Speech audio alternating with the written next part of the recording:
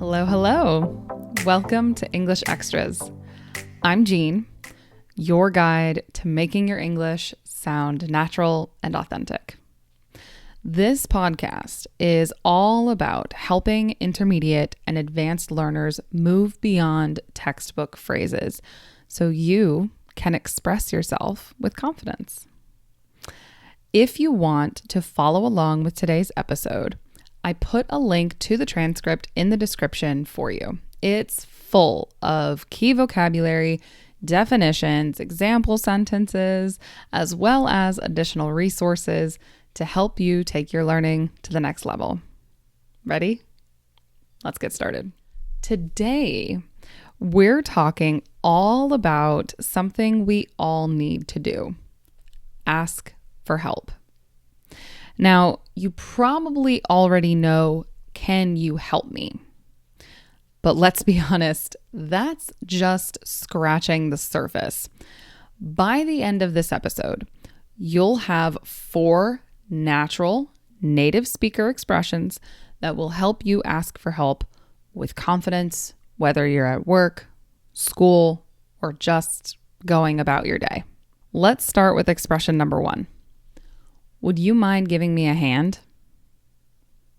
Would you mind giving me a hand? Would you mind giving me a hand? This expression is great when you're asking for help with a physical task like moving a couch. But you can also use this to ask for help with quick tasks like giving feedback for a presentation, or if you're asking for advice. This is a good general sentence to use. You can use it with colleagues, friends, or even strangers if you add "excuse me" first. Let's break down this phrase, and then we'll talk about some variations of it and which are more or less casual. Would you mind is a way to start making a polite request in general. Your specific request comes after this phrase. For example, would you mind reading this for me? Or would you mind repeating that? Maybe you noticed that the phrase "would you mind" is followed by a verb that ends with "ing." Would you mind reading this for me? Would you mind repeating that? Keep that in mind. So we have the polite part, would you mind? Now, let's make our actual request. The request is giving me a hand. To give someone a hand is an idiom we use that means to help someone. If you simply said, "give me a hand," that means help me, but it's more casual. If you say, "help me," it sounds very urgent and desperate, but "give me a hand" is like, it's no big deal, I'm just asking for a small amount of help. So putting it all together, we have, would you mind giving me a hand? Would you mind giving me a hand? Remember, we're using an ing verb form here, giving. Not the infinitive "to give" and not the future tense "will give," the ing form, giving. Also, let's listen to the stress pattern or where there is more emphasis. Would you mind giving me a hand? Mind and hand receive the most emphasis.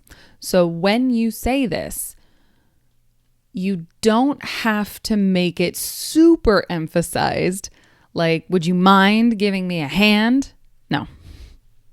Rather, think of it like a little hop. You hop to mind, and then you hop to hand. Would you mind giving me a hand? Hop, hop. You can make this expression more casual by dropping the would you part. So if you're talking to a friend or a family member and you need just a little help, you can say, mind giving me a hand? In this case, the emphasis changes to the very last word, hand. So it's one big hop. Mind giving me a hand? When you use this expression, you'll probably hear one of a variety of responses.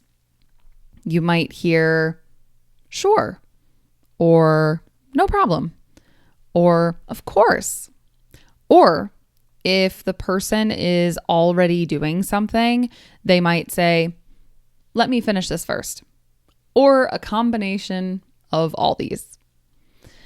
Now let's say that you are working on something, maybe at work or at school, and it's a struggle. It's challenging, difficult, and you don't know how to continue it well. So you need help. What do you say to your colleague or your teacher? You can say, I'm kind of stuck on, I'm kind of stuck on. I'm kind of stuck on, let's break this down. To be stuck on something means you can't move.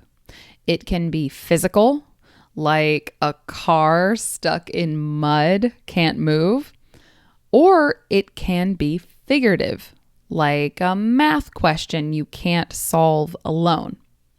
You can't move forward. You're stuck. So if you're working on something and you realize you can't move forward, you're stuck and you need help. I added the phrase kind of here because native speakers often use it to soften their words. In general, it can be a better phrase than I don't know or I have a problem, because using stuck suggests you're trying to solve the problem, but you just can't get to the solution by yourself. Remember, with the word of, it often shortens to an sound.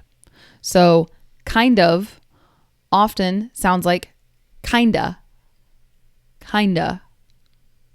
Also, let's consider the stress pattern.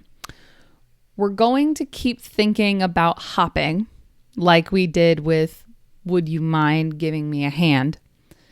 But this time, we're hopping from kind to stuck.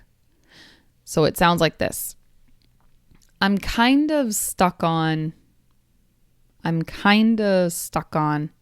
Even shortening kind of to kinda, this stress pattern is the same.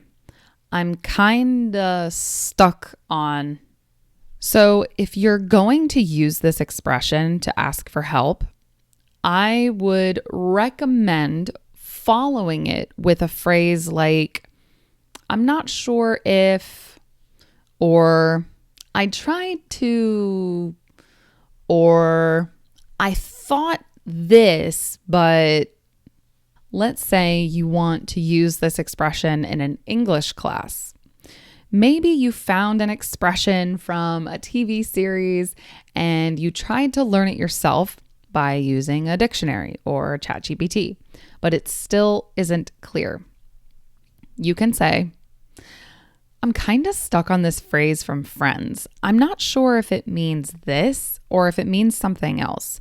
I tried looking it up online, but couldn't figure it out.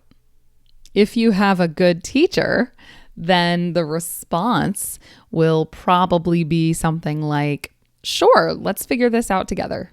Our next expression is more formal, but still very useful. This expression is good for strangers or maybe people higher than you at work. This expression is, I was wondering if you could. I was wondering if you could. I was wondering if you could. This is a great example of how a lot of native speakers choose to be less direct when asking for help. Let's break down the structure. First, we have I was wondering. The verb tense is specific here. I was wondering. You can also say I wonder as well, but I think I was wondering is more common. I could be wrong though, so take it with a grain of salt. Then we have if you could. This is a very polite way to start a request. It's very similar to would you mind, but even more formal, I think. So combined, we have I was wondering if you could. Note the stress pattern. I was wondering if you could. Do you also hear my pitch?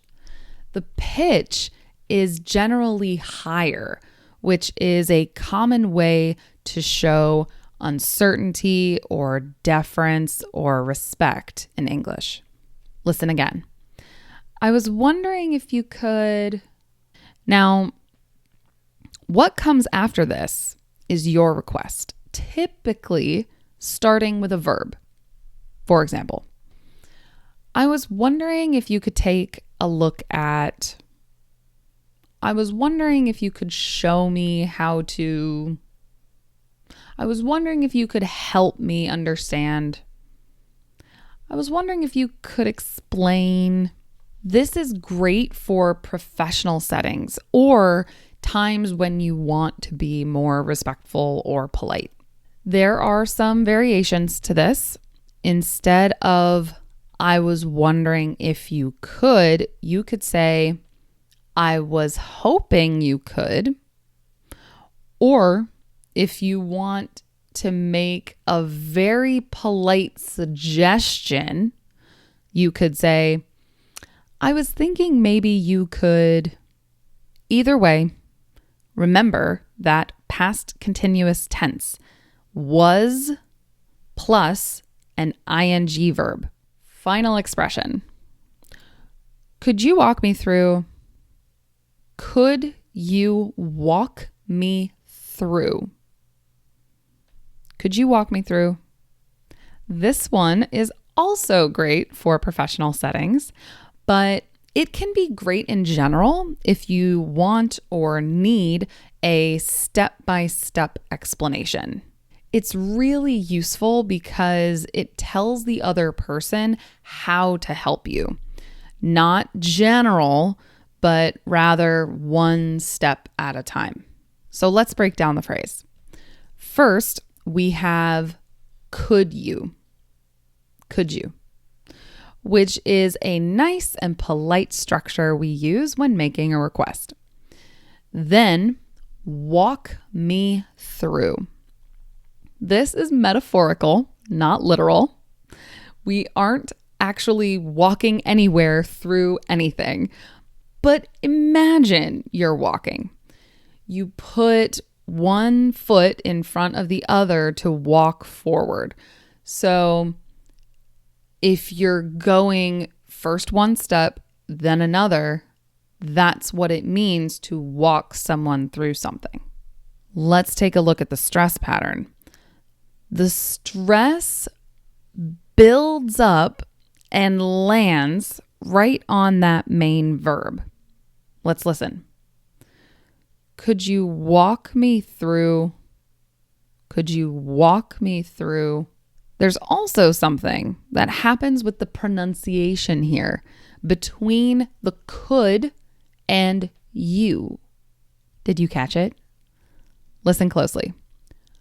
Could you?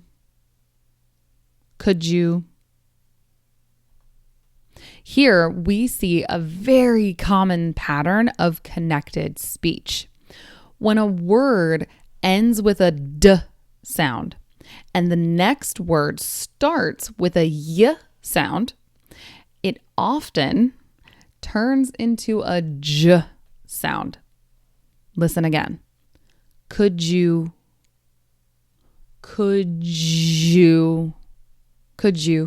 So, all together, it sounds like, could you walk me through? This expression also shows the other person that you're interested in a full understanding of something, not just a quick and easy version. So it's great if you want to learn new methods, understand complex processes, or even get directions. Either way, this expression says you're here to learn. Similarly, you could say, could you show me how to? Could you run me through? Could you guide me through? Lastly, you might be thinking, okay, but how do I practice all this? Excellent question. First, make sure your mouth is comfortable saying each expression. Practice each expression over and over until it just rolls off the tongue. Then start adding your own endings to each expression. Say the expression, then experiment with finishing it in different ways. Check your sentences with a translator or ChatGPT, or ask for feedback from a trusted person. Imagine what situations you're most likely to be in. If you're going to travel soon, imagine asking for help from a flight attendant on a plane, or asking for help from someone at a hotel. If you're currently living in the US, imagine asking for help at a coffee shop, store, or library. Think about the situations you are most likely to encounter and plan for those. Then, when you do have the opportunity to use these phrases, use them. Don't be afraid to try them. The more you use them in real life, the easier it will get. The first time will be scary, but the next time will be less scary. After you use it in real life, ask yourself, did the other person understand me? Did I get the help I needed? Did the conversation feel natural? What can I do differently next time? Don't forget, progress over perfection. Perfection is not the goal here. Practice and progress are. Native speakers appreciate effort. Are you putting in the effort? Good. That's what matters. Thank you so much for listening today. Remember, every time you practice these expressions, you're getting closer to more natural, confident English. Don't forget to check out the transcripts for extra help. Until next time, bye.